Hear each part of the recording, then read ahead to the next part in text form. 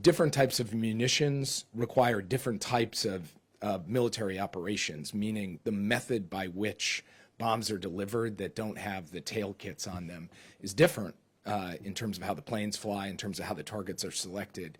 And they all go through the same process, a process by which Israel selects targets and tries to distinguish between targets that hit Hamas and those that might take the lives of innocent civilians. At the end of the day, what we have consistently said is that Israel has the intent to make sure that it is drawing those distinctions clearly and in a sustainable way, and we want to see the results match up to that. That's a conversation that I had in full with them today and yesterday as well, and we'll continue to do that, including on the type of munitions they use and when they use a certain type of munitions, how those are delivered,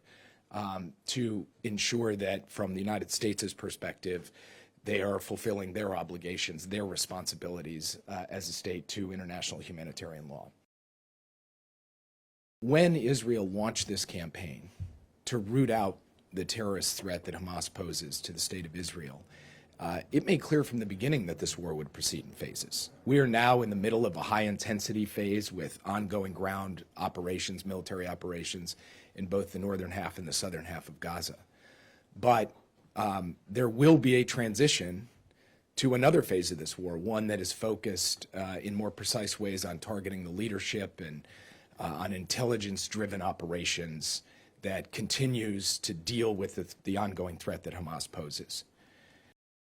We do believe that the Palestinian Authority needs to be revamped and revitalized, needs to be updated in terms of its method of governance, its representation of the Palestinian people, and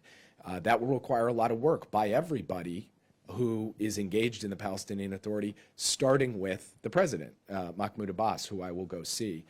And ultimately, it's going to be up to the Palestinian people to work through their representation, and it will be up to those leaders of the Palestinian Authority to work through the types of steps that they need to take to reform and update the authority for the situation we face today.